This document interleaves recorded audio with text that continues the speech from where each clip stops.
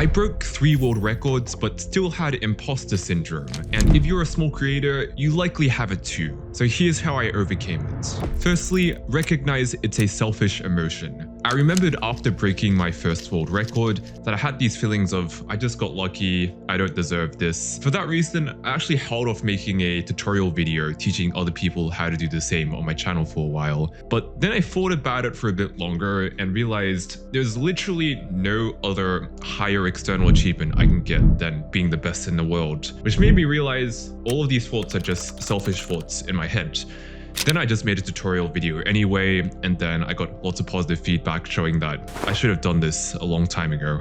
And of course, the feeling started to go away. The second thing is to teach what you know. In the YouTube space, I've definitely not achieved the likes of Mr. Beast or anywhere near that for that matter. But I do have 22,000 subscribers, built an email list of over 1,000 people, coached people online for 2 years in Rubik's Cube solving, and gotten hundreds of thousands of views across a variety of videos. So I can definitely talk about those things. But of course, I can't teach you how to generate passive income using the 5 billion Lamborghinis in your backyard. Of course, the way in which I achieved all of those might not work for everyone, but they at least worked for myself, and because there's lots of people out there on the internet, it's definitely going to resonate with a certain amount of people there as well. And thirdly, you only need to be one step ahead. So I also do violin teaching as like a day and night job. And admittedly, there have been some times where I'm teaching a student that's more advanced and there's a hard piece that I have to like cram learn just before the lesson because I didn't organize my time very well. And if there's any time to feel imposter syndrome, it's probably that kind of situation. But oddly, I don't really feel it too much anymore. But I think that's because by the time the lesson comes around, I know enough to teach the other person what I need to teach. And obviously in a one-on-one coaching situation, you can see their reactions and their satisfaction, and he seems quite content with the way I'm teaching things. So I've realized that that's enough. Another example I thought of was someone that was running workshops for corporates, teaching people how to solve the Rubik's Cube.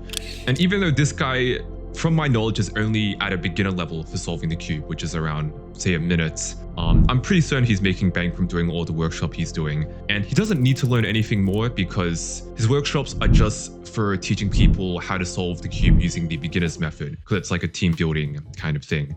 But he seems to be doing pretty successfully. And of course, he's way better than me at organizing a group of people, sorting out the logistics, which is a skill in itself that is actually necessary for what he needs to do.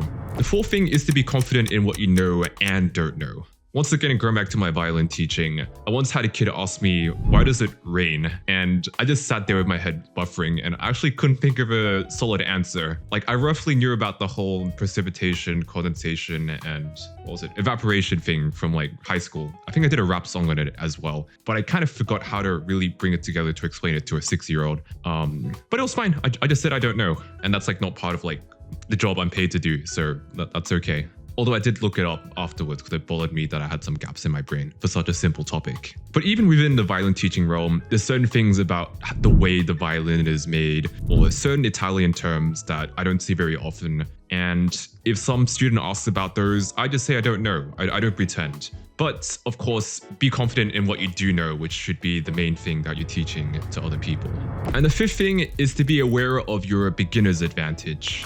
I remembered when I started coaching people Rubik's Cube solving after breaking 3 world records because I felt like that was only when I felt I was qualified enough to do such a thing. I actually realized it was kind of tricky to figure out how to help people improve the most because most people are beginners and it had been several years since I'd been a beginner at that point. So I had to figure out things almost from scratch. While I knew the bigger roadmap towards being world class, I knew a little about the specifics at the earlier stages. And going back to this very channel, while I wouldn't call myself a beginner anymore, the first few videos I made were on topics that I dealt with very recently, such as hiring an editor, which I've only spent the past year or so dealing with, and also getting hundreds of thousands of views on a variety of videos through documentary style content, which I've only really done in the past year as well. And so if you're a beginner struggling to have the confidence to share your ideas with the world, just remember you have quite an edge that you don't even realize. But more importantly, you might be wondering, who is this random guy with 3 views on his video trying to teach me how to make better content? It's a new channel. The YouTube algs haven't figured out who to send this kind of content to yet. And I'm just speaking about the successes of my other YouTube channel, which I do have results from.